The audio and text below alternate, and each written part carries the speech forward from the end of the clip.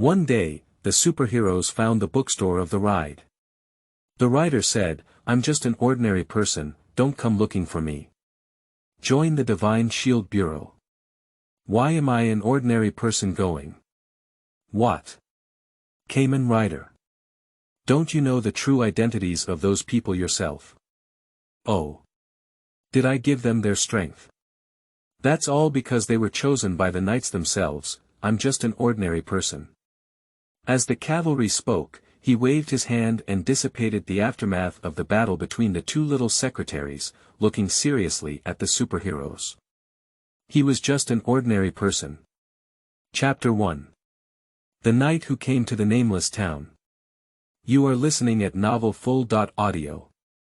The rider was dressed in Western cowboy attire, and beneath the cowhide hat was a green, innocent face. Beside him, AZ, dressed in a black leather jacket and pants, followed closely behind him to the left. At this moment, the two of them were following a road and arrived at this unnamed seaside town on the east coast. At a car repair shop on the side of the road, a tall and muscular white man with a big belly stood at the entrance of his repair shop, watching the jockey and Yazzie, a man and a woman. In this country known for being overweight, it is not uncommon for a middle-aged man to have a strong physique but a big belly. "Hey! Little brat! This is not where you should stay. Hurry up and go home to find your mother." The middle-aged man frowned and scolded the two riders, because he noticed that their gaze at him was very playful. This kind of gaze made him feel insulted. Especially, these are the faces of two Easterners. The other workers in the car repair shop laughed heartily. For the two yellow people in front of them, they have an innate arrogance. Although they may not have noticed it themselves, this discrimination against other races has penetrated deep into their bones. Even if they only do car repair work, strictly speaking, they are actually at the bottom of society. But it does not prevent them from discriminating against people of color. The rider grinned at AZ beside him and said, "I'm starting to like this place. Because it's so small and dirty enough." Upon hearing this, AZ also smiled happily. The conversation between the two was not in English, and the disregard for the strong man's attitude made him a bit angry. He walked over and reached out to the rider, grabbing his collar and saying, "Do you need me to emphasize it again? Give it to me. Immediately. Get out of here." It was obvious that the cavalry's indifferent attitude made him feel undervalued. Afterwards, he loosened the rider's collar, and the rider was not angry. He just smoothed out the wrinkles on his collar and smiled at the strong man, saying, "We will meet again, believe me, and it won't be too long." Speaking, the cavalry left here with AZ. The strong man frowned and looked at the backs of the cavalry and AZ. "Ha ha ha, two little brats, scared by the boss and ran away like crazy." A mechanic approached and offered a cigarette to the strong man to please. The strong man pursed his lips, pulled off a towel from his shoulder, wiped the sweat off his forehead casually, and said to the other people in the repair shop, "All right, come on, work. It's just two little brats passing by. Don't look, hurry up. This is a small town in Connecticut not far from the coastline, just a few hours' drive from New York." However, unlike the international metropolis of New York, this small town does not have as many high-rise buildings. After all, besides being adjacent to the East Coast and having a scenic beach, this small town has nothing else to mention, and naturally cannot attract investment from giants like Stark Group and Osborne Group. In fact, most of the few companies in this small town do some low-skilled work, such as promoting insurance, which doesn't require building factories or offices. Goose sell, feed, and gnaw. Of course, this developed country like America cannot be surrounded by towering buildings and technological achievements everywhere. In this small town near the coastline, there is only an area of low-rise villas. Don't think that these houses look glamorous with their own yards and gardens, just because they are very valuable. Of course, these houses are indeed very valuable. But none of that money belongs to you.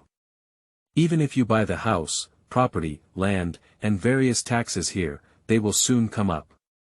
The housing prices in the United States are not actually expensive, after all, one-time transactions or the recycling of leaks are still something that capitalists can handle. This small town has no name because there are not many residents, and the entire town has less than 100 households. It has all kinds of facilities, including water and electricity stations, street lights, police stations, parks, and public toilets. After all, this place is not far from the coast. On the beach by the coast, almost every day people go there to see the sea, or to see those girls who are looking at the sea. This day is just an ordinary day in this small town.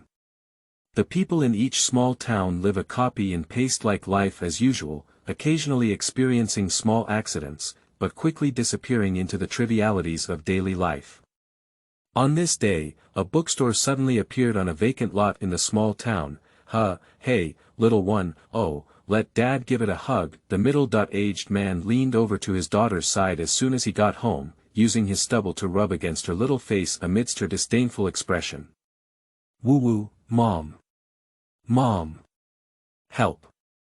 The middle-aged woman with a helpless expression held a spatula and poked her head into the kitchen, saying, Frank, if you don't take off your clothes that smell like a gutter, don't eat tonight. Middle-aged man Frank awkwardly touched his nose, rubbed his daughter's face, and then obediently went to take a shower. This is a very spacious villa, with carefully arranged wooden furniture. The radio on the cabinet is as clean as the furniture. During dinner, Frank peeled shrimp shells for his daughter while chatting with his wife. The number of tourists in the town has been decreasing recently, and the work of our tour guide has become increasingly difficult. The middle-aged woman gave Frank a piece of bread and said, How is your car repair shop doing? Frank was eating bread with a hint of helplessness in his eyes, but he still smiled and said, It's okay, at least every day is very busy. The middle-aged woman just silently said, But you've been coming back earlier and earlier every day lately. Frank remained silent, just continuing to eat the bread in his hand. Dad, help me get that. Frank picked up the broccoli pointed at by his daughter and delivered it to her mouth, saying, A child who is not picky about food is really great.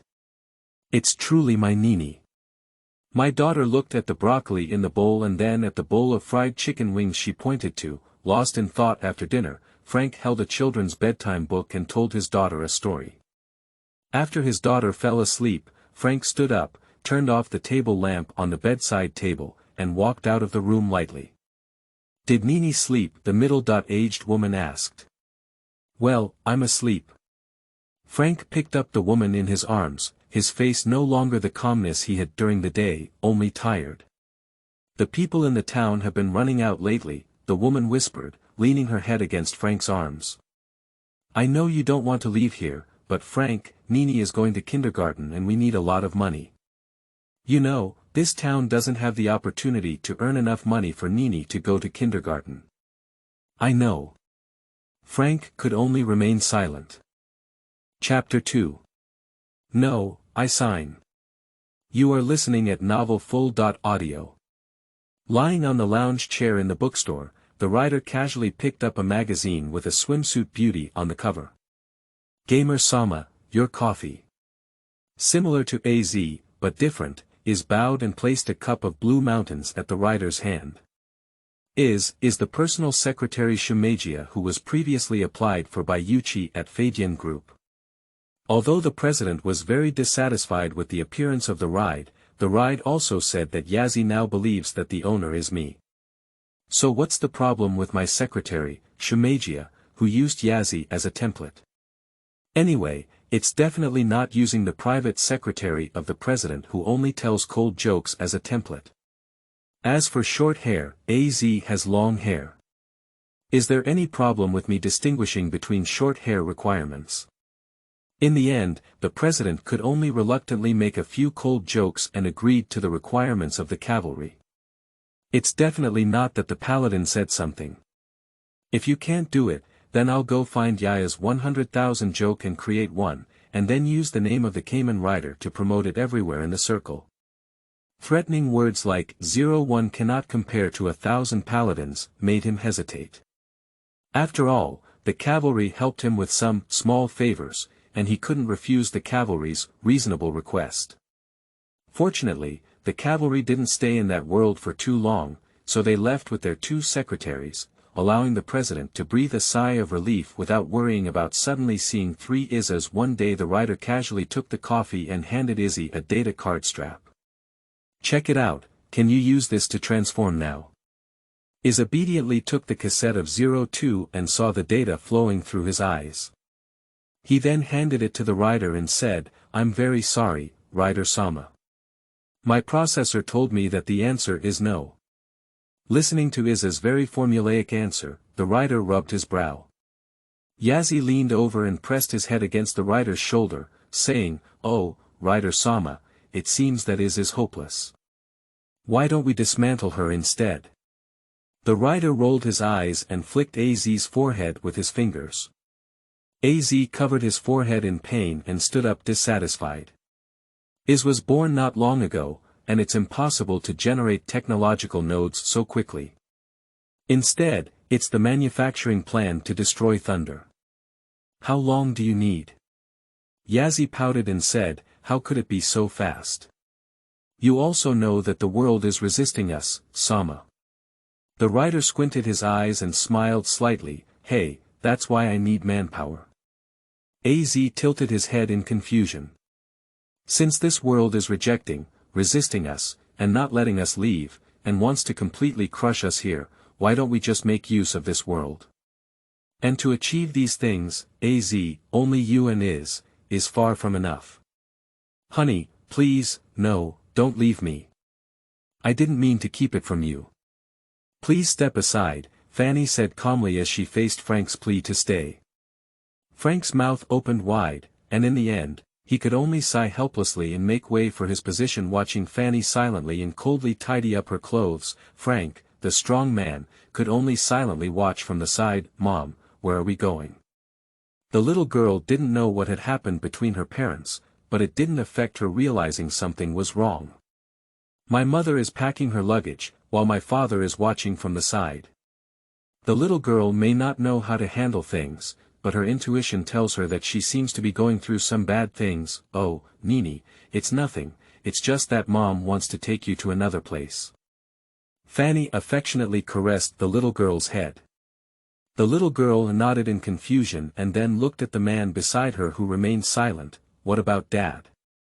Frank felt a throbbing pain in his heart. Fanny caressed the little girl's head and smiled. "This time, it's only a trip between us girls.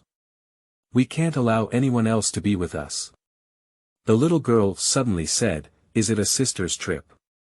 I heard from the kindergarten teacher that it is a kind of trip only for girls." Fanny smiled and said, "Yes, that's it."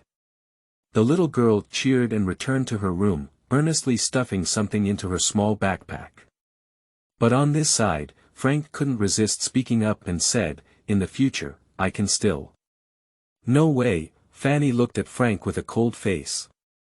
"I just want to see her, I promise, I'm just looking." "No way." Fanny pointed at Frank. "If one day you, the mutant, lose control and harm Nini, who can bear the consequences?" Frank opened his mouth. He actually wanted to tell Fanny that his mutant abilities had not been out of control since the day he awakened. He was a rare mutant who could control his abilities at the beginning of his awakening, but he also understood that Fanny wouldn't believe it. Fanny discriminates against mutants. Like people in this country, like most people in this world. Frank was stunned for a moment, but Fanny didn't stop her movements. She packed her things, took her bank passbook, brought her jewelry box, makeup bag, and car keys, and left without looking back. "Daddy. Bye. My mother and I went on a trip to Sisters." The smile on the little girl's face was sincere. She really thought she was just going on a trip with her mother. Frank stood dumbfounded at the door, watching his daughter's innocent smile and the slowly disappearing car figure, and finally burst into tears. A strong man over 2 meters tall, leaning against the door frame, was crying loudly in front of his own house. However, this is not the end of the disaster. On the contrary, the disaster has just begun. One day later, Frank returned to the garage and was told that he had been fired. Even if his craftsmanship is the best among all the people here. Even if he has been working here for over a decade. Even though he has always been kind to others and today, he was fired and no one spoke for him. Frank certainly knows why Fanny is not someone with a very strict mouth. And that day, Marx came to this small town without avoiding anyone. Frank's mouth opened and closed, he wanted to get angry and explode, but reason told him that he couldn't do that. If you do that and refuse Marx's invitation, wouldn't it be a complete joke? In the end, he could only speak helplessly, I think you will still give me this month's salary. The boss breathed a sigh of relief and immediately took out a few $100s. He had originally intended to hand them to Frank, but as soon as he reached out, he seemed to have thought of something and placed the banknotes on the table. Frank glanced at the awkwardly smiling boss, silently put away the money, and left the door. Boss! Suddenly, a shout came from behind. Frank turned around and saw a young man with short sleeves and sweating profusely. Have a smooth journey. Frank nodded and turned to leave. Have a smooth journey. It has been assumed that Frank must leave here. Well, of course, Frank also had the same plan, but before that, how could it be so little? Frank angrily patted the table, joking. His house can only be sold for tens of thousands of dollars. This is even less than 1/10 of the price on the market. Sir, the price we offer is very reasonable. After all, not everyone wants their own house. There have been mutants who have lived in it before, especially those wealthy people. Frank's lips trembled and he said, this house, when my parents' generation was around. Dong dong, the bank staff knocked on the table and spoke calmly, as far as I know, your parents are no longer alive, and this has nothing to do with the business we are going to talk about today. Frank pursed his lips. Yes, it was an incredibly difficult decision for himself, but for the other party, it was just a business. I am fighting for my country on the battlefield in Vietnam. During the conscription, you didn't care if I was a mutant, but now you say that because I am a mutant, my house can only be sold for less than 1/10 of others' price. The bank staff pushed their glasses and asked calmly, first of all, I work for the bank, and your question should be addressed to the military. Also, can I understand that what you mean by saying this is that you refuse to sell? Frank remained silent for a long time and spoke silently, no, I'll sign. 3. In Chapter 3, you can call me Eric. You are listening at novelfull.audio. Frank sat on the park seat, feeling lost and lost. Occasionally, a child would beat and fuss by his side, and then he would be scolded by the adults. Listening to the rustling sounds around him, as well as the occasional words, mutant, stay away, and don't get close, Frank aimed his bottle at his mouth and drank it all in one gulp. The house is gone, the family is gone, and now he doesn't know where his future direction is. Although there was still some money in his bank card, Frank knew that it was just a consolation for himself at night. The population in the small town is not large, so there won't be any thugs or similar things here. Because thugs cannot survive in this small town. The people in the small town have nothing to gain, even the mafia wouldn't turn their attention to this place. This is the only good news, that Frank, lying in a corner covered in cardboard, can keep his belongings. The next day, the first thing Frank did when he woke up was to find a convenience store and buy a bottle of wine. Strolling along the road stumbling, the people beside him were afraid to avoid him. Frank is completely rotten, even if he's growling hungry, he doesn't want to go to a restaurant or buy a hot dog from a roadside stall. He doesn't want to bear the various looks of others anymore. If it weren't for the scarcity of oil and water in this small town, and no mafia willing to come and take root, Frank would now be determined and have been exposed to the traditional culture of that beautiful country, laundry detergent. Frank was somewhat disappointed that there was no such thing in the hospital in the small town. He no longer wanted to be a human and only wanted to indulge in drunkenness and dreams. Unfortunately, no one sells that thing in this small town, even tobacco is sold very little. Frank hesitated a bit, whether or not to go to New York. He knew that in New York, there must be those things. I heard there was a district where people used big leaves as cigarettes. However, thinking of Fanny's heartless words, Frank hesitated whether or not to go to New York. He knows himself well, and if he goes to New York, he will definitely go find Fanny and her daughter. But in that case, Frank remembered the words John had said to him: the military has already noticed him. Well, it's better not to cause trouble for their mother and daughter. Frank thought this way and continued to squat down in a corner, pulling the newspaper over to block his body with a loud bang. Frank had already been shot before he could react, and then a sharp pain came. The terrifying feeling of impending death suppressed all the worries in Frank's heart. Frank did indeed fall into a low point in life, and his spirit was already in a state of collapse, but that doesn't mean he can calmly accept his own death. I saw him suddenly turn over and stand up, then pull out his legs and start running wildly. His speed doesn't show that he was just shot. The person who secretly attacked did not keep up, but Frank knew that he had been under their surveillance all along. There cannot be only one person in the dark. As expected, not long after, he was shot again in the hind leg. Frank was panting heavily, and the secret person did not intend to kill him. This was evident from the first shot, when he was completely unprepared and only shot in the back, with the aim of rendering him incapable of movement and not fatal.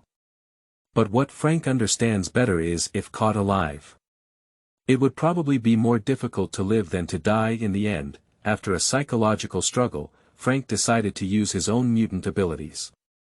The pattering rain falls from the sky out of thin air, and the evening glow is gradually enveloped and covered by dark clouds. The rain falls to the ground, splashing with tiny droplets of water. I see Frank's eyes flickered with a cold light as water suddenly burst out from a fire hydrant on a roadside. The resulting water formed a water giant, which then slapped a nearby tree. A figure was captured from the trunk with a mournful cry. Frank's eyes gleamed with ferocity, and he clenched his palm.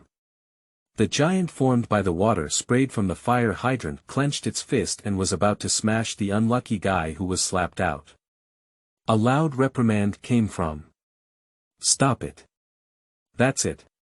Frank was suddenly surprised and realized that he had just planned to kill someone. After a moment of fear, he turned his head to look in the direction of the sound coming from behind him. Dang! A huge searchlight shone on him, and the intense light stimulated him to block the incoming light with his hands, pulling his shadow long.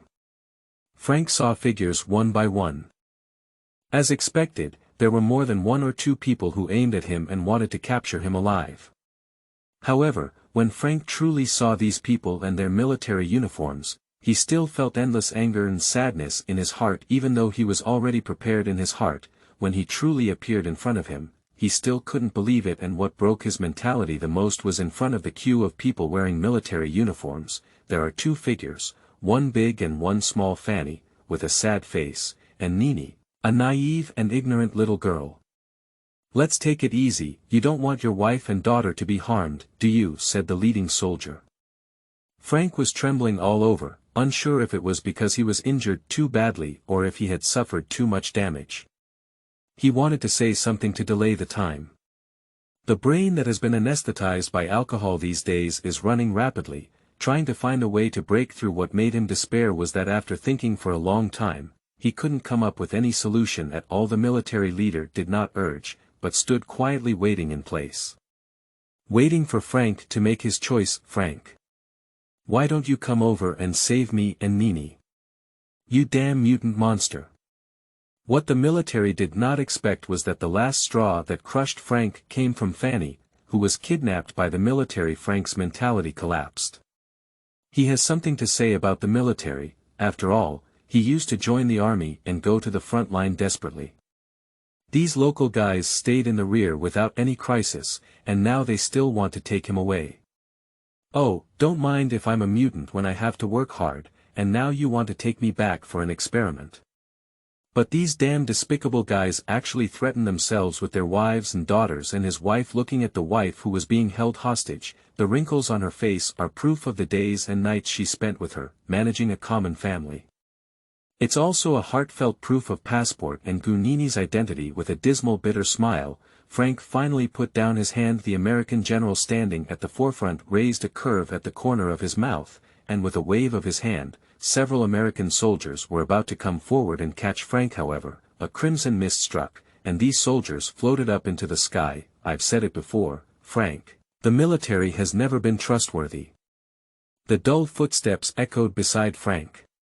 In the midst of a halo of light shaking, more than a dozen figures suddenly appeared in the air. Frank stared blankly at the suddenly appearing figure. You can call me Eric, Magneto said to Frank. Chapter 4. Unexpected Counterattacks. You are listening at Novel Full.audio.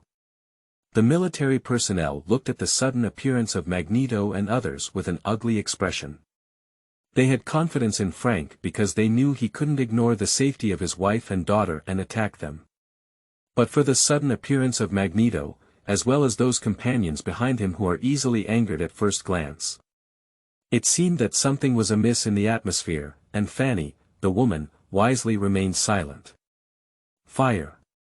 After a moment of silence, the military commander spoke up decisively and ordered.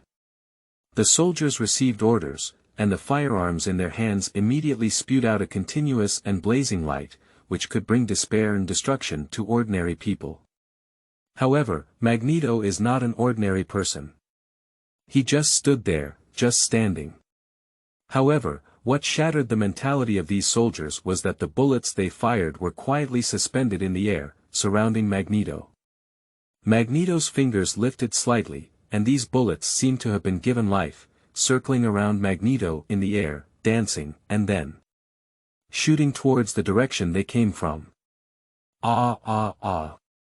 The screams were incessant, and the officer's general's face was ugly and heavy like water.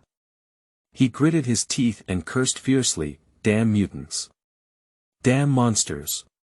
Magneto's expression was slightly cold, and as he lifted his palm, a bullet pierced through the leader's thigh, causing him to crash and fall. In an instant, he killed about half of the military personnel, and Magneto looked at the officer coldly. The officer gasped for breath and eventually maintained a one-knee kneeling position, each word struggling as if squeezed out from between his teeth, saying, "We failed this operation. I will cancel the mission and report to my superiors. I will take on all the responsibility alone. Let's leave." Magneto looked at the officer with a mocking expression and said, Look, even now, in this situation, you still think you have the ability to negotiate terms with us." The mocking expression on Magneto's face ignited a fire in the officer's heart. Yes, even in the current situation, he still doesn't believe that he should kneel down and beg for mercy from the mutants, because the education he received from birth to now has fixed cognition, making it impossible for him to make that kind of undignified plea to the most disgusting group of mutants in his heart. Therefore, sensing the unkindness in Magneto's tone, he didn't have any intention of pleasing or begging for mercy. Instead, he stuck his neck and looked at Magneto with a pair of angry, flame-throwing eyes. "So what do you want?" Magneto sneered and looked at the guy who regarded the mutants as the lowest human race, then looked up at the soldiers holding guns with trembling hands. "What do I want? I should ask you." Magneto suppressed his anger and roared low, "We are also humans. We also have the right to live. But why? Why can you easily say we are monsters? Tie us to the dissecting table and treat us like mice. We have tried to coexist with you, but you always do this. After knowing that we are mutants, you intensify your rejection and resistance. Oh, by the way, the name mutant is still the label you put on us. Since that's the case, then I don't have to have any expectations for you either." As he spoke, Magneto waved his big hand and the scattered bullets on the ground trembled twice, floating in the air before spraying towards the soldiers. The officer was greatly surprised. What he didn't expect was that Magneto would really dare to do it. Yes, the discrimination against mutants from the bottom of his heart made him never think about the possibility of Magneto going crazy. Therefore, at this moment, as Wang Ming was about to kill all of them, and under the urge to survive, he almost instinctively pulled over the shield he thought could block the bullets from moving, and what he pulled over was Fanny and her daughter tied together. Magneto's pupils contracted slightly, but now he is in a youthful state and has limited control over his abilities. Unable to control nature as easily as he can with his arms and fingers therefore, in Frank's painful scream of "No!" The blood splatters from bullets piercing through the human body were so bright red in this artificial rainy evening, and this bullet, under the control of Magneto, will not be obstructed by half a minute because it pierces the human body. It will only follow Magneto's control and will not stop for half a minute before reaching the finish line specified by Magneto. Therefore, this shield did not resist the attack of half a bullet at all. The kneeling officer covered the part where he was shot, and he understood that Magneto had no intention of letting them return alive. Therefore, the last command he shouted out of his life was, "Everyone open fire. Fight against these monsters." The soldiers, who had been so desperate that their morale had crumbled, heard the orders of their superiors and one by one held on to their guns and weapons in despair, sweeping towards Magneto. And Magneto stood there dumbfounded, bullets floating in the air closest to his body, unable to penetrate inch by inch. Magneto doesn't want this. He actually doesn't want to completely kill all the soldiers here. Because he knew that his enemies were not actually the soldiers responsible for executing orders, but the masters who were high up and issued related tasks. However, the soldiers' natural disdain for mutants in his eyes still drove him crazy with anger. He also made a mistake and killed his friend's wife. Yes, Frank is one of the few people he can call a friend. The other party and he once stayed together in a certain facility due to mutants, during the era of Littlebeard. And Magneto is a Jew. Without Frank's help, Magneto may still grow and establish the Brotherhood organization. But it is undeniable that in that concentration camp, Frank gave Magneto a lot of help and did not embarrass him just because Magneto was Jewish. After the war ended, Frank immigrated to the United States and lived as a mutant, hiding his identity. But now because of him, his friend's wife, the touch in the heart of Magneto can be imagined. You damn, monster. A soldier trembled as he untied his grenade from his waist, pulled open the latch, and threw it at Magneto. Magneto's gaze snapped, and upon seeing the soldier's movements, his gaze froze. He reached out his palm and was about to take action. At this moment, the soldier was so frightened and overwhelmed that he didn't use much force at all. The final result was that the grenade didn't even throw out, but instead fell straight to the ground in everyone's terrifying, fearful, and incredulous eyes. This grenade fell to the ground not far from the military leader. Frank, who was kneeling down and crying uncontrollably, suddenly forgot to cry and just stared blankly at the grenade falling to the ground. And then, bang! Nini, who had not yet regained her senses from the mist of her mother's blood splashing onto her cheeks, was covered in flames like this. Chapter 5. Selection and Confirmation. You are listening at novelfull.audio. No, Nini, no.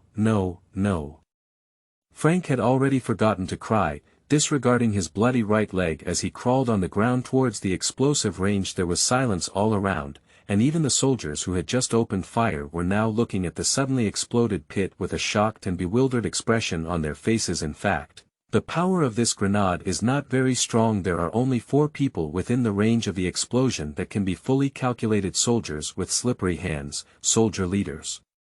Fanny, who was shot, and Nini, who was tied to Fanny. But it was this scene that completely plunged the two sides into silence. It must be said that in the West, children are undoubtedly extremely ZZ and correct. Moreover, Nini is an ordinary child in kindergarten, even though she may be a mutant due to her father's reasons. However, she did not demonstrate her superpowers and did not have the appearance of a flawed mutant, so everyone present thinks she's an ordinary little girl. And now a little girl was killed by an explosion, staring blankly at Frank holding his daughter's body. The scene of him lying soft on the ground, covered in blood, pounded everyone's brains. Frank has completely collapsed, his ability completely spiraled out of control. At this moment the massive water giant launched an indiscriminate attack on everyone present. The first ones to be cleared are the soldiers who, apart from the hot weapons in their hands, are just ordinary people. These soldiers were hit by the water giant, one by one like broken kites, flying with tremendous force, and then falling to the ground, directly falling into flesh and mud. A certain number of soldiers were already cleared by Magneto's attack, and now the entire army was completely destroyed. Frank, who had turned red in his eyes, now looked at Magneto with a piercing, beast-like gaze. Then, he opened his palm and activated his ability. The water droplets formed by the rain all turned into drops and stabbed towards the Magneto King with a water sword. Magneto was attacked and immediately controlled the metal he carried to defend himself. But I was still injured by the attack. Frank. Wait. Magneto said urgently. And how could Frank, who was in a state of collapse, listen to Magneto's chatter and go crazy, attacking Magneto like crazy? Magneto gradually became unable to resist the attack of the ubiquitous water droplets, and he dared not forcefully take the fist of the tall water giant. A sense of impending death and fear of being killed spread throughout the body. A strong emotion surged in Magneto's heart. I can't die. What will happen to the future of mutants if I die? A thought flashed through Magneto's mind then, gritting his teeth and clenching his fist, the fallen firearms from around the dead soldiers gathered together to form a sharp spear. Magneto's eyes flickered with a hint of impatience.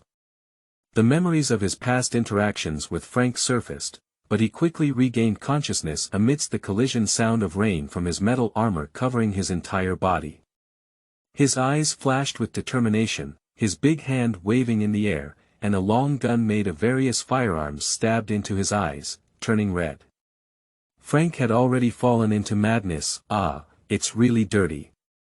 A clear sound appeared, causing the pupils of Magneto to shrink violently.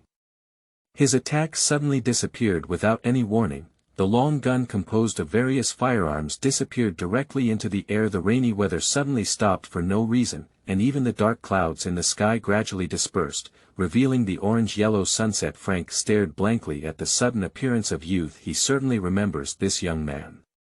A few days ago, while he was still in the car repair shop, this young man once wait. At that time this young man said goodbye wouldn't be too far. Could it be difficult? Don't look at me with that kind of gaze. The young man walked in front of the two secretaries and spoke with a very indifferent attitude.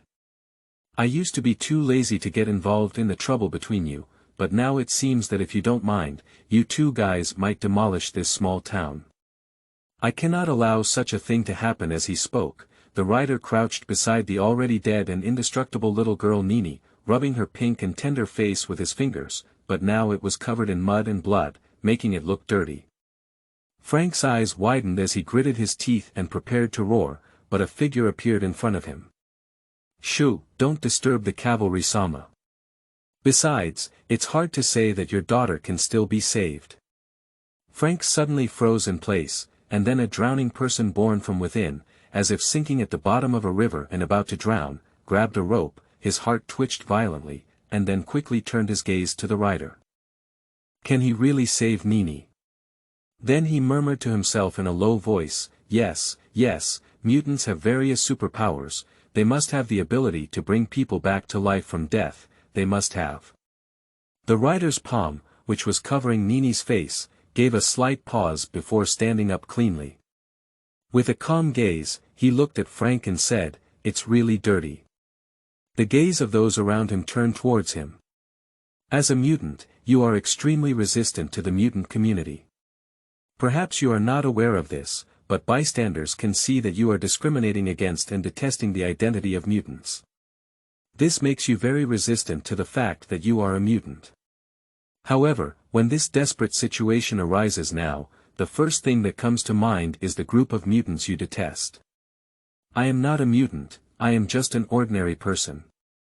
But I can indeed save your daughter. The only difference is, can you accept the unknown existence? Frank opened his mouth and wanted to say something, but ultimately he didn't say anything. The words of the ranger contain a great deal of information. Although the ranger claims that he is not a mutant, it is easy for Frank and others to stop the battle between Magneto and Frank. In their narrow understanding, this method is almost only achievable by mutants or powerful mutants. So I say, you are really disgusting, but this is also the norm in this country. Racial discrimination, class division, even though everyone is human, they must be divided into 3, 6, or 9 classes, and then in propaganda, they create a false image of equality, harmony, and freedom for all. Over time, even the people of this country believe in it. However, the fact is that those towering white old men, taking advantage of the struggles between you lower-class people, sit steadily on the high platform, but you do not point your finger at them, because your short and ant-like gaze cannot even see those white and fat pigs. Chapter 6. Resurrection and the Dark Burial. You are listening at novelfull.audio. In this region of freedom and cooking, people's thoughts are vague and open, and this land is controlled by free people. Well, this is the promotional slogan of the white pigs here. The fact is clear to those with brains. Oh, of course, there aren't many people with brains on this land. After all, what happiness education brings is that less than 30% of the total population has completed basic education on this land. Many times, you go to a convenience store and buy a $6 pair of jeans, hand him $11, and he can find you 5 $1 bills. I'll bring you one more, you're so strange. Why did you give me an extra $1? Just give me $10 directly. That's a strange look.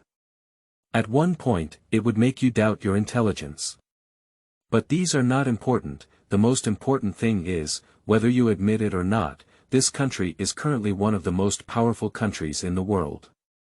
Because it's across from the coastline, there is also a huge creature that is confronting him. Well, but these have nothing to do with the ride. At this stage, riders only need to help me get the 3rd bookshelf. The 7th book on the left in the 4th row will come over. After more than 10 seconds, is respectfully handed a thick yellow book to the rider and said, "Rider-sama, the book you want." The rider nodded and then opened the book. The first page contains all the information about a little girl. Turning to the next page, it is blank, but there is still content on the back of the first page. However, there is not much content now, only a short line at the top. Frank and his daughter found a fisherman. Are you joking? Let me sell you the boat. The fisherman looked at Frank incredulously. I sold it to you. What does our family eat? Frank remained expressionless and said, You can make a condition. The fisherman sneered and said, Listen, Frank, if I were you, I would choose to leave here, leave this small town that is already sparsely populated. Frank continued to remain expressionless. The fisherman frowned with anger and said, Listen. Frank. You damn mutant. Don't think of negotiating any conditions with me. I can't accept any conditions from you, damn mutant. I can't sell the fishing boat that my family relies on for survival to you, damn. Shameful. Despised monster. Frank. $10,000. The dirty language in the fisherman's mouth instantly got stuck.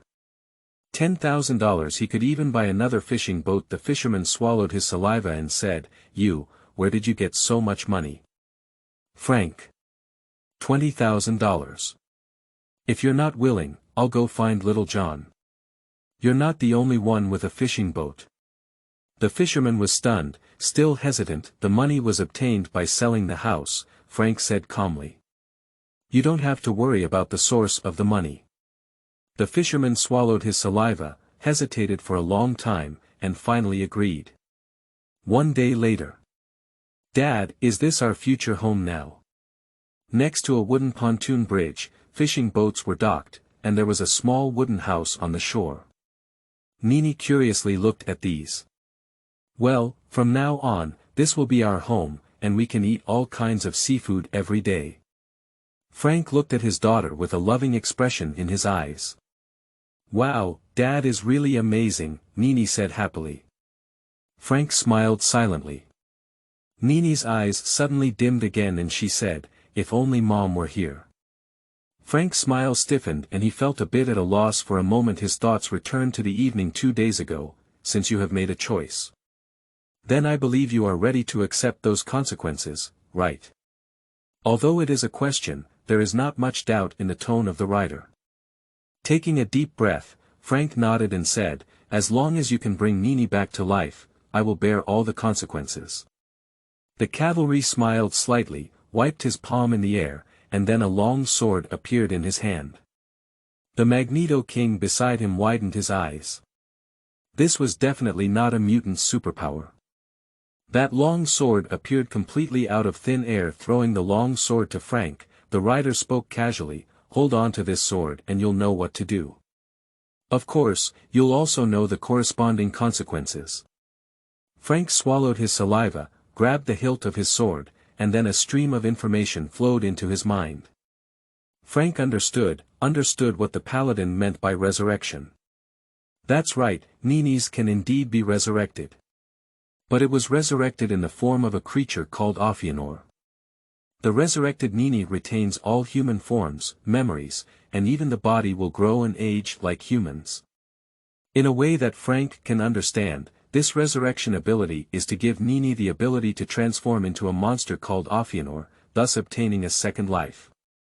Frank took a deep breath, then stood up and walked towards Nini's body.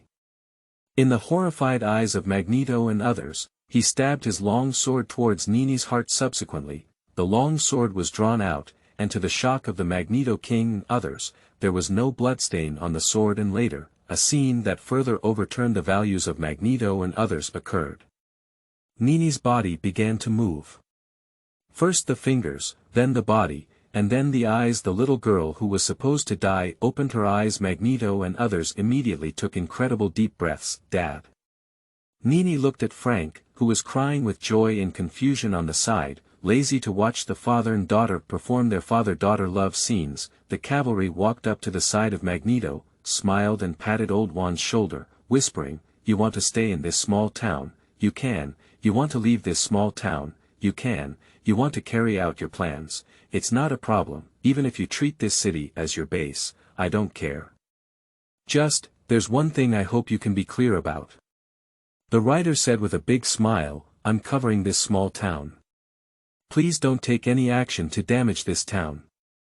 Please be aware." Although the tone of the cavalry is not harsh, its tone is also very gentle.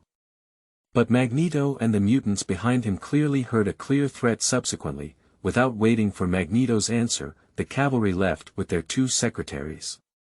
Although Nini is very sad about her mother's death, at least she still has her father by her side now. Although Nini is a little girl, she is a smart and sensible little girl. Occasionally, I can't help but miss my mother.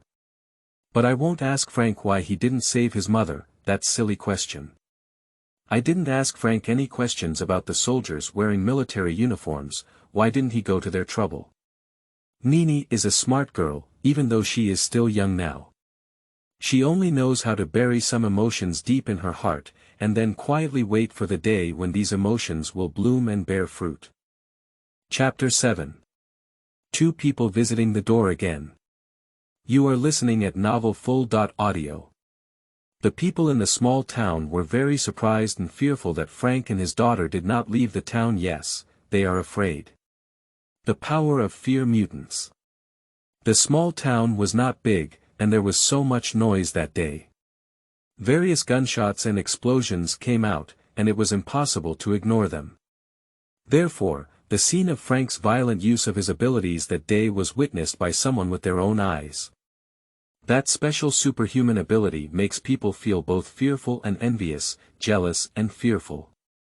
Frank has been walking on the streets of the small town these past few days, and he can feel that there are always people pointing behind his back. But he doesn't care. He only cares about one thing now. That's whether we can grab the vegetables from the market today. Yes, there is a vegetable market in the small town. It is said to be a vegetable market, but in fact, it is a vegetable dealer driving a pickup truck to sell a cart full of vegetables, livestock meat, eggs, and so on every morning. These vegetable vendors are not many in number, and there are only 4 or 5 pickup trucks. The dishes brought were not many either. So every morning when you want to buy groceries, you need to grab them. Of course, this is for residents like Frank who settle in small towns. Many villa owners in the small town usually live in New York and never come here at all. Frank found that there have been benefits since his identity as a mutant was exposed. At least no one dares to compete with me when I buy groceries. Oh, you damn mutant, hurry up and pick it. Once you're done, hurry up and get lost. Although the vegetable vendor had a very rude attitude, Frank didn't care. After choosing, Frank left without looking back, leaving behind $1. The grocer gave a sigh of disgust, although Frank's eggs, vegetables, and beef were really worth more than $1. But the vegetable vendor is too lazy to care about these things. If it weren't for listening to these picky customers and seeing Frank once control the water flow of the pipe and beat up a guy who used to swear and even brought Frank's daughter with him, the vegetable vendor would definitely dare to ask for more money. After returning home, Frank finished his meal and had breakfast with Nini. Frank carried a tool kit on his back and went out to board the fishing boat. Strictly speaking, it is impossible for one person to control a fishing boat. But Frank has superpowers, he can even use water to create his clone. And he won't have the side effects of swimming before he falls into the sea. On the contrary, the ocean can even be said to be Frank's home ground. Therefore, a few hours later, Frank, who had returned with a full load, counted the goods and then transferred them to the pond he had made with his ability. Every week, people who specialize in collecting seafood come to this small town. Before the seafood collectors arrive next week, Frank will keep the fish in this medium-sized fish pond. As for the land area anyway, there aren't many people from the fishing bureau or similar in this small town who will take care of it. Nini clapped her hands and happily exclaimed beside her, "Dad is so amazing." Frank also smiled happily. And after such a day, at night, Frank sat on the wooden chair in the cabin, drawing and writing on paper with a charcoal pen on the wooden table. Then he covered his head with a headache. Money is not a problem. The biggest problem perhaps this small town is too small, without a kindergarten, Nini cannot be by his side 24 hours a day. Not to mention the subsequent primary and secondary schools. Anyway, this small town is still too DDD, released to the people of the whole country. Pre-war preparations. Repeat. Release to. Pre-war preparations. At this moment, the radio station, which was playing music all the time, suddenly heard intermittent noise. Frank frowned and prepared for the war. What pre-war preparations? Isn't the country always at war? Or do those damn old officials want to start a new war again? Who is the object? Oh, it's ridiculous, how could it be? There must be a problem with the radio station. I don't know, there are actually quite a few people who share the same thoughts as Frank, but as the days passed, Frank found that the nerves of the people around him were becoming increasingly tense. They walked along the road with hurried steps, and no one turned their discriminatory and contemptuous gaze towards him anymore. The atmosphere became increasingly tense, and Frank noticed that the price of bread had also started to skyrocket recently. Normally, you could buy a very large one for 1 cent, but now you need 10 cents, and occasionally you can't get it. Although officials in the relatively populous city not far from the town are constantly calming the emotions of the citizens in their cars, his silence makes everyone tremble when someone asks him to guarantee that there will never be a war. All of this stems from the smart decisions of those officials who are white-skinned pigs. They are concerned about the deployment of strategic missiles by Dolly and Twerky. Yes, strategic missiles. When this news returned to China, most people only regarded it as a joke. However, as the news gradually settled, a silent tension gradually spread. "Dad, aren't you going out to sea again today?" Nini sat outside the wooden house, facing the beach, and asked Frank. "It's not necessary."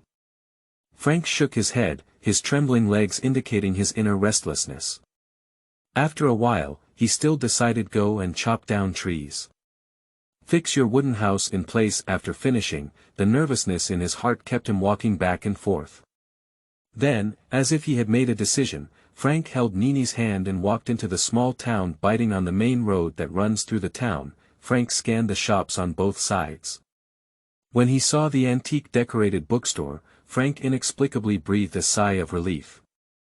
When he entered the bookstore, there was no one to greet him. Only 2 girls with identical secretarial dress were cleaning the dust. "Hello, that, may I ask if I'm bothering you?" Frank rubbed his hands and nervously asked the girl who seemed more talkative among the two secretaries. As tilted his head, understood the content, smiled slightly, crossed his hands, and politely said to Frank, "May I help you?" Frank rubbed his hands and said, "Cough, what? I want to talk to your boss." Is nodded and maintained a smile for a moment before refusing, "I'm sorry, Lord Ranger is resting and refuses all visits." Frank nodded and said, I can wait. May I ask when he will probably rest?" "Is he?" "According to the usual pattern of cavalry lords, they should." Bang! Izza's head was hit by AZ. Iz tilted his head and looked at AZ with some confusion. AZ sighed and flicked Izza's forehead with his finger. "TSK, everything is set according to plan, it's really boring." Then he turned his head to Frank and remained silent. He lowered his head and smiled brightly at Nini, saying, "Nini, do you want to find the Ranger-sama?"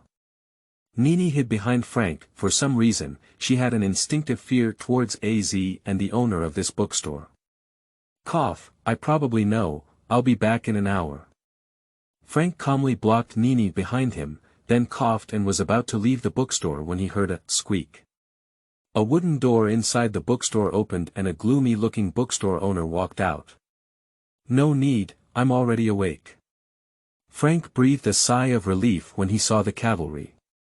Just as he was about to speak, he was stopped by the cavalry. "For now, there's no need to speak up. If there's anything we need to discuss, we'll wait for everyone to come and talk." The rider lay down on the lounge chair, shaking it with an unpleasant expression. Frank is a bit puzzled waiting for everyone to come together. Who else is there? While pondering, the door of the bookstore was opened by someone. A handsome young man walked in with an apologetic voice and said, "I'm very sorry to disturb your nap. My intention was just to find your place." Two figures walked in, one of whom was the previously appeared Magneto, Eric.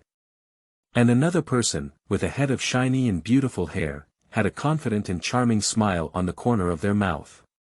"My name is Charles Francis Xavier." Chapter 8. HENSHIN. You are listening at novelfull.audio. The writer looked over and said, Young Lao Wan and young professor, don't ride in a wheelchair. It's not like a bald professor, how does that taste?" Seeing the cavalry ignoring him, Charles felt a bit embarrassed. He looked at his brother and asked him in his heart, "Are you sure you haven't offended him?" Eric rolled his eyes, too lazy to pay attention to Charles. "Cough, we need your help." Charles walked in and began his speech. "There are some people in this world who have special abilities, and what I want to say is that you are not alone." The writer's face was expressionless, but his heart was roast about the professor's old saying well. It's the 1960s now, and it doesn't seem that old either. What I want to say is that we can use these special abilities on the right path, to help others. Next, Professor Charles used his passionate speech to speak endlessly for a full 10 minutes. During this period, he even cast several seductive glances at Iz and AZ. The writer yawned, and Charles probably thought his speech was very successful. Unfortunately, the audience for his speech was one robot influenced by Yak, and the last one was a musician with a mind full of ideas on how to find fun for himself. Although there is a possibility of changing the professor's tragic future, at least for now, the jockey is too lazy to pay attention to these two guys. Looking at the expressionless expression on the writer's face, Charles felt a bit embarrassed. He coughed and put away his speech. Okay, let me put it bluntly. There is a group of mutants planning a conspiracy, and we are gathering our forces to stop their conspiracy. This conspiracy is very sensitive recently. Missile deployment crisis.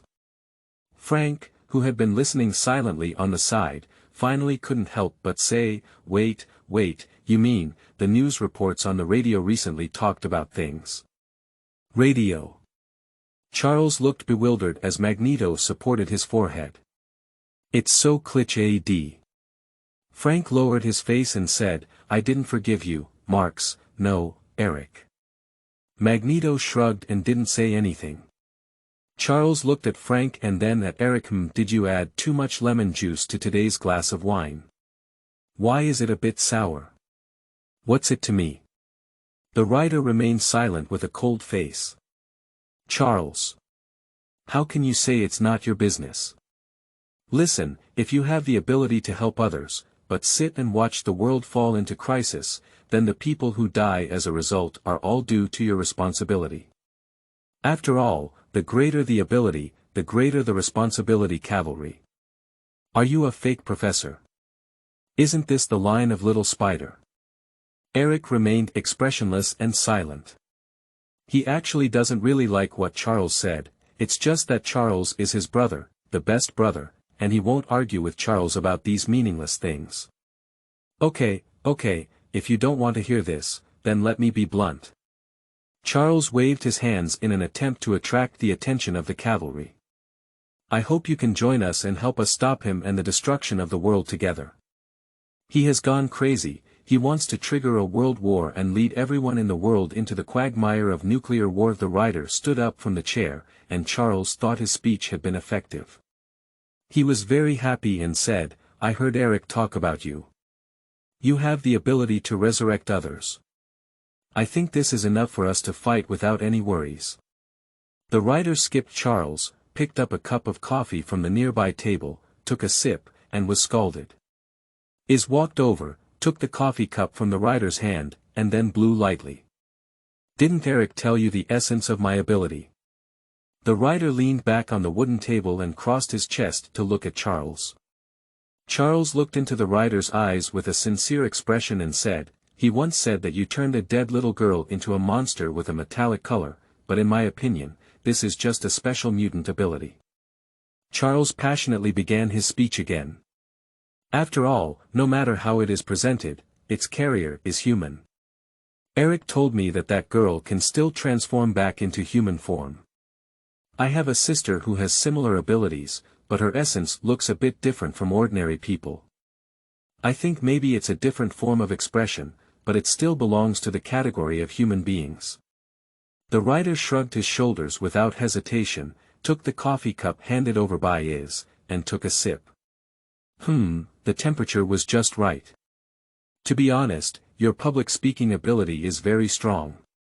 The writer drank the coffee in one gulp, smacked his mouth, and looked at Charles, or rather, you have a special charm that can make others feel empathetic with you. Charles felt a bit uneasy in his heart. Unfortunately, you found the wrong person. The writer placed the coffee cup on the table, and Is came over to take it and prepare to clean it. I don't care at all about how this world is. Charles opened his mouth, wanting to say something, while the writer signaled not to speak. For me, whether it's mutants or people from this world, it's just a tool for me to find fun. Well, although it's just starting at this stage, Professor Charles, when you come into contact with an emerging thing called games in the future, you will understand my feelings. I don't care about what this world is like, because from beginning to end, I only see you as NPCs in a game. Charles had a question mark on his face. And the writer just extended a finger again and said, I may not argue with you this time, but please don't have another one. Because I really hate it when someone wakes me up while I'm sleeping. As he spoke, the writer walked towards the bookstore, and his command came. Az, drive away those flies that followed these two people, and by the way, help me see off the guests. Charles and Eric were puzzled, but could only be politely signaled by Az to ask them out. Charles and Eric exchanged a glance and could only reluctantly leave the bookstore. As soon as they left the bookstore, their faces changed. A man with a toilet cap on his head, a huge and ugly helmet, and his subordinates were looking at Charles and Eric at the bookstore door with great interest. The two of them immediately felt like they were facing a formidable enemy. I heard there is a mutant here who can bring people back to life, so I came to take a look, said the handsome middle-aged man. Shao. Eric's eyes shot fire. It seems that you haven't been favored by each other. I think he and I will be like minded comrades, Shao said as he walked towards the two. Charles and Eric wanted to stop, but in the next moment, a smoke appeared, and the red figure hit their faces hard. The two of them were instantly knocked out. Eric got up from the ground, clenched his fists, and a street lamp on the street twisted and deformed with a clicking sound. The Red Devil put on a pose that he thought was very handsome, and the coquettish person stood there pretending to be cute. A few more people, please don't go to war in this small town, okay? AZ's voice appeared, pushed open the door of the bookstore, and walked out. Long hair fluttered in the evening breeze, and a cold smile hung on his face. Xiao squinted his eyes and then smiled. Sorry, my subordinates are not very polite. Believe me, I came with good intentions. Yazi shook his head and said, the cavalry lord already knows your intentions. He won't join either side's camp. You two can do whatever you think and want. Zhao's eyes narrowed even tighter, and the curve of his mouth increased. His tone was gentle, but with an unquestionable flavor. He said, I think your master will not refuse me after seeing me. AZ smiled and said, I'm sorry, you can't see my master. Xiao finally couldn't help but laugh and said, this is really interesting. As expected, the most indispensable person in this world is this kind of person who knows no good or bad. Subsequently, his palm lifted slightly, and a wave of energy gathered from his hand. AZ tilted his head and a genuine smile appeared on the corner of his mouth. This is what you guys did first. As he spoke, he took out a black and red data card with red patterns spreading all over it. The energy in Zhao's palm roared towards AZ. Activate the cartridge with Arc 1. HENSHIN. Shouted out the transformation with a sense of ceremony. Rise. Exciting music rang out. Waves of black energy emanated from the cartridge, directly dissipating the energy emitted by Xiao. A small black mechanical aircraft composed only of energy forced Xiao back, and others on the side quickly retreated to avoid being affected. Final conclusion. After the black energy shock pushed the surrounding crowd back, it began to surround AZ, and circles of red energy were born from the black, surrounding AZ. Arc Rising Hopper. Subsequently, the red energy suddenly dissipated, and AZ, who was originally standing there, was now a knight wearing red armor.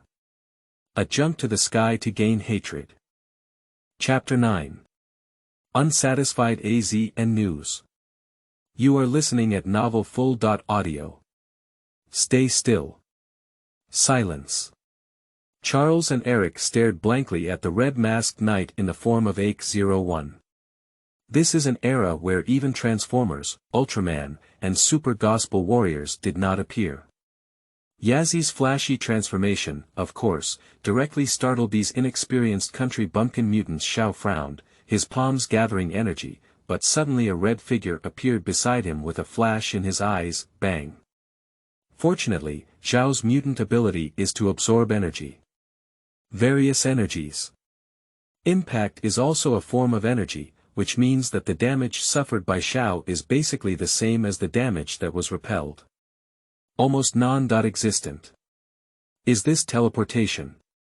Xiao turned his gaze to his subordinates, a demonic humanoid creature with red skin. The Red Devil shook his head and said, it's because the movement speed is too fast. Yes, except for Xiao, everyone else on the battlefield saw the red shadow left by the red figure in the air, with a speed that exceeded the limit. It was only after Xiao was repelled that the previous shadow began to dissipate. I see, can you absorb the impact? AZ's voice came from within the knight's body. Charles and Eric swallowed their saliva, never realizing that the girl who was doing odd jobs in the bookstore so strong. AZ starts the program on the transformer. Rise. A sharp-edged weapon with a black and red body and a triangular shape appeared in his hand. Hop Pet Blade. However, being able to absorb energy doesn't mean that you can block the sharp blade weapon from cutting through your body, right? Yazi's tone was surprisingly filled with a sense of exploration. This makes these people around shiver a bit. Zhao's back feels cold, and Yazi is right. His ability to absorb energy does not mean he can prevent others from cutting him open. He can absorb the force of others chopping him, but if his hand should be chopped off, it will still break. What he can pretend to be compared to is the kind of attack where someone shoots or explodes at him, with only a one-time burst of energy. For example, if the explosive energy generated in an explosion is continuous, should he be killed or will he be killed? The blade held by someone is clearly a weapon attack with the ability to continuously output energy. So Xiao simply slipped away. He directly let the Red Devil teleport and escape with him. Az, who was eagerly preparing to chop people with his weapon in hand, was momentarily confused. Jia Guy, did you just run away like this? Not even leaving harsh words. In silence, Az turned his gaze to the two people who had not yet left. Young Professor and Magneto. In the end, Charles and Eric didn't make a trip for nothing. After learning that a possible military war between the United States and the Red Giant was a conspiracy orchestrated by some scumbags among the mutants, Frank chose to help Charles for various reasons. Eric was happy, but Frank didn't give him a good face. Even though it was the officer who wanted to use a shield to kill his wife in the end, it was ultimately Eric who used his ability to shoot bullets. Eric also understood this, so he didn't care about Frank's attitude either. After Frank left, the bookstore finally returned to tranquility. It's not that calm either, Nini, what do you want to eat? I'll go make it for you. Az smiled and rubbed Nini's head. Auntie, I want to eat some fruit. I've been eating seafood every day lately and I'm a bit tired. Az smiled and rubbed Nini's head, smiling, sister, I want to eat fruit. Nini remained silent for a few seconds before decisively choosing to change her mouth. Okay, please wait a moment, little guest. Az smiled politely. After finishing speaking, he turned to Iz and said, Iz, cut some apples and pears for our little guest. Iz nodded and silently went to work. Az smiled and walked into the inner room of the bookstore. At this moment, the rider was sitting on the bed with his head slowly on, wearing a pillow around his neck. It's obvious that I'm about to fall asleep. Yazzie smiled and leaned over, putting his head close to the rider's pillow. With a soft smile, he asked, Rider-sama, do you think I'm in the age range of being called an ant now? Cavalry, nodding his head, vaguely responding, and then he woke up suddenly, looking at Az with an incredulous expression as he rested his head on his pillow. The smile on the other person's face, as seen by the rider at this moment. Extra danger, wow. The jockey watched Marilyn Monroe pressing down on her lifted skirt on TV and whistled. Az's eyelids twitched on the side, and then he went to the kitchen to get busy. In the future, Nini will grow up and become such a beautiful woman, said the rider to Nini, who was holding her in her arms. Nini nodded heavily, taking the words of the rider into her heart. A cup of coffee slammed heavily onto the table. Your coffee, you. Ride. Big. People. The rider coughed, took the coffee, and pursed, ah-cha. Cough cough. The rider put down his coffee and began to cough wildly. Then he looked at Az with a resentful expression and said, Az, you can forget about not adding sugar. Why do you add so much salt? Yazzie smiled politely and said, I'm really sorry, Sama.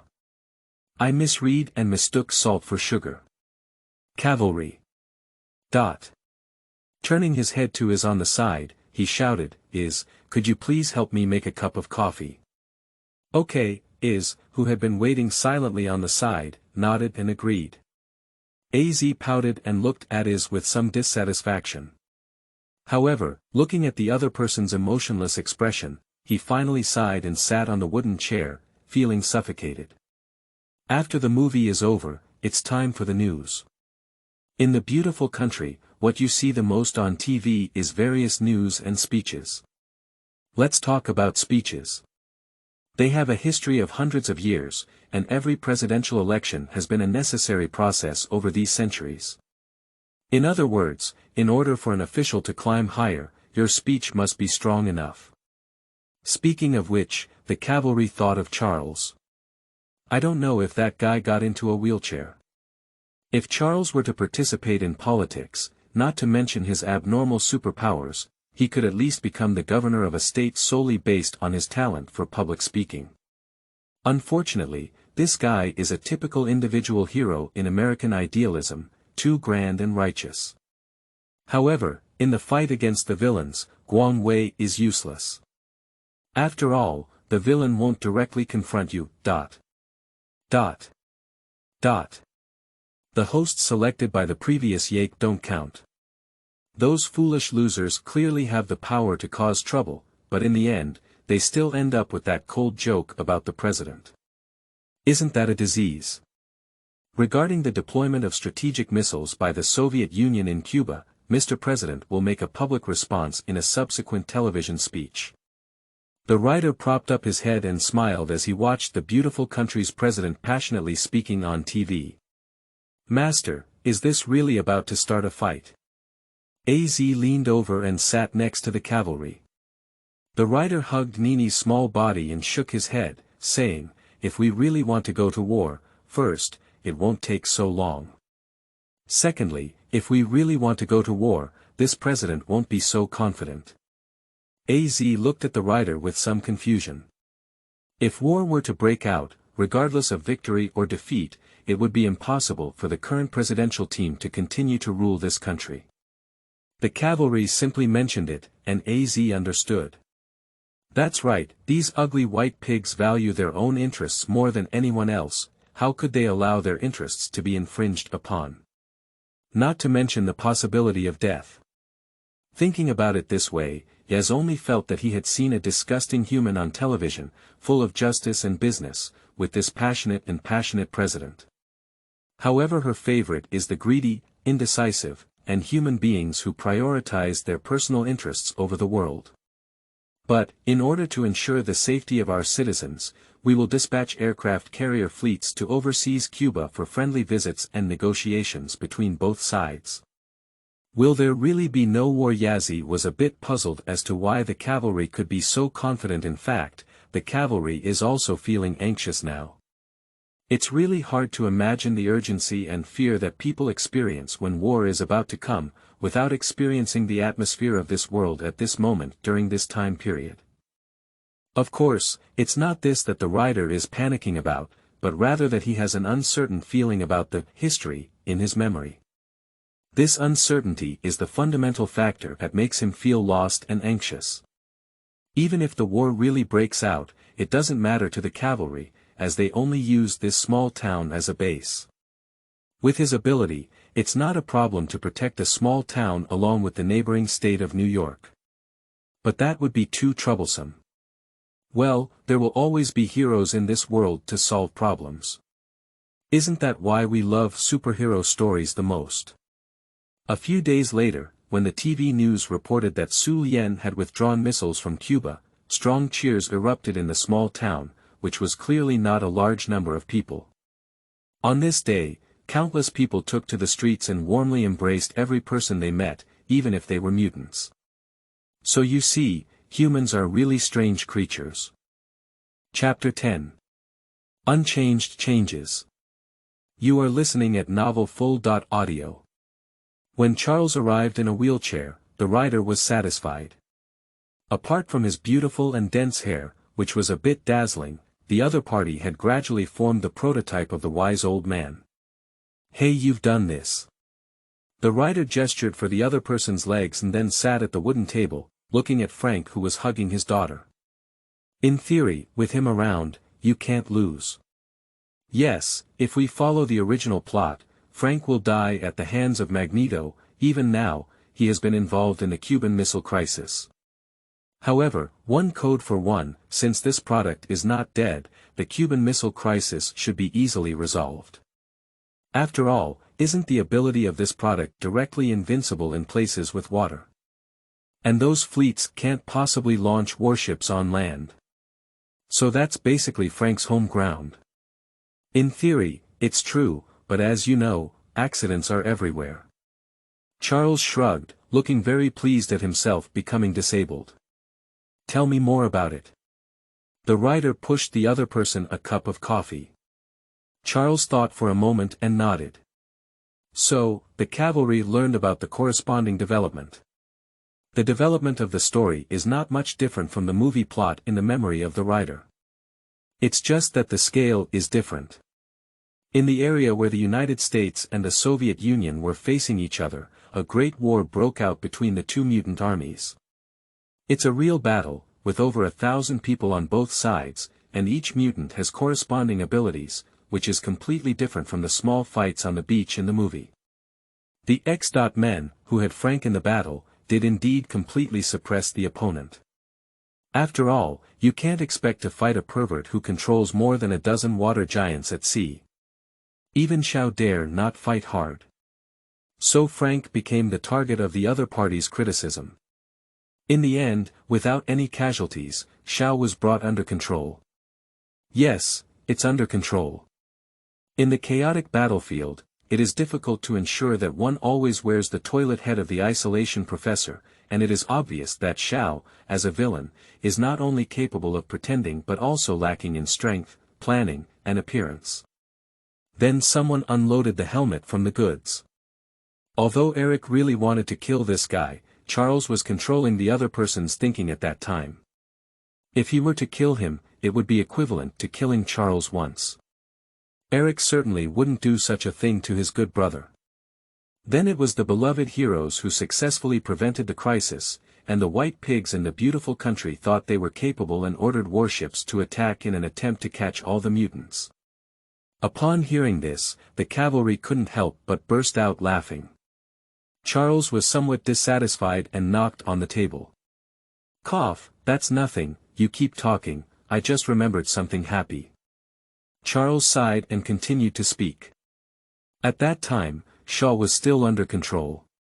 Charles, Eric, and others did not expect the military to suddenly turn their backs and be hit by a few shells. Shaw was directly blown up into ashes. Although Charles released control at the first time, the other party had not had time to use their abilities before he was blown up into ashes. Eric, who was betrayed, angrily used his own abilities to resist and retaliated against the warships with missiles fired by those people, but was stopped by Charles. Charles has ample reasons. Regardless of the reason, if the fleet here is sunk, hit by missiles, or sunk by the opponent's missiles, regardless of the reason or external factors, both the United States and the Soviet Union will have only one choice: to go to war. Of course, Charles was also angry at being betrayed. You should know, now Charles and Eric are both working for CIA. But even to one's own people, the other party didn't show any mercy. Old X is not without a temper, he is just more rational. And of course, Lao Wan's temper couldn't be tolerated anymore. When the two were deadlocked, a female spy shot at Lao Wan. Angry Lao Wan just casually scanned and then hit his good brother, rendering him useless. Pwai. The cavalry and AZ couldn't help but bow their heads and sneer. Dong dong, Charles knocked on the table in dissatisfaction. Hey, could you please respect me as a disabled person? The writer suppressed his smile and said, sorry, cough, that's what. I remember something happy and keep talking, keep talking. Charles sighed and said, there's nothing to keep going, and then the two of us went our separate ways. He even took Raven with him. Ha ha ha. The writer couldn't help but laugh out loud. Charles's face turned black for a long time, and he shook his head and laughed. After a while, both of them finished laughing. Charles looked at the writer seriously and said, so, do you also think I'm too weak? The writer looked at Charles with a raised mouth and shook his head, saying, you are stronger than the vast majority of people in this world. Charles smiled contentedly, but still spoke up, may I hear more about it? The vast majority of people in this world cannot control their desires while possessing your inexplicable superpowers. The vast majority of people in this world cannot think from the perspective of considering the world, even if their trusted national institutions betray them, and can quickly let go of their personal gains and losses and choose the world. The vast majority of people in this world do not have a strong and brave heart to teach you. Of course, the vast majority of people in this world are unlikely to let their beloved woman pursue her true self. Charles turned black and said, Ruewen and I are not what you think. The rider raised his eyebrows and said, Really? Really? The cavalry in AZ, a man and a woman, laughed but remained silent. Charles was about to lose his temper when the rider coughed and asked, So you came to me to cure your leg? Charles paused slightly and said, Can you cure it? The rider was a bit confused and said, Why are you coming to me? Charles blinked and said, I'm here to take Frank home. Cavalry tactics. You. He pointed to Frank and said, Send him off. Charles nodded. Are you sure it's not the opposite? The rider's gaze scanned Charles's wheelchair leg again. Charles, with a cold face, pushed the wheelchair and prepared to leave. What I'm saying is true, I can cure your leg. The rider propped up his chin with both hands and looked at Charles's back. No need, I don't want to be your object of observation like Nini. The rider's face turned black as he fucked a nearby book and threw it at Charles. You damn despicable little person.